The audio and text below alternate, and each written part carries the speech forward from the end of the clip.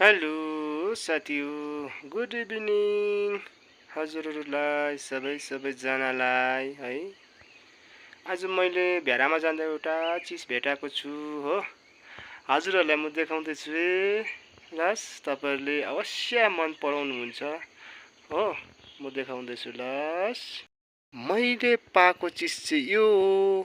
आज भेडामा जाँदाखेरि अति नै मिठो हुन्छ यो निगुरो चाहिँ हो। पुरा राम्रो पनि हो, मिठो पनि हुन्छ। यो निगुरो चाहिँ मैले बजारतिर कहीँ बेचेको पनि देखेको छुइनँ। अनि गाउँ बस्तीमा बस्नु चाहिँ यतिको फाइदा छ है साथीभाइ हो। नयाँ नयाँ चिजहरू चाहिँ पहिल्यै बस्तीको मान्छेले खानु पाउँछ नि त, लास्टमा मात्रै बजारकोले हो।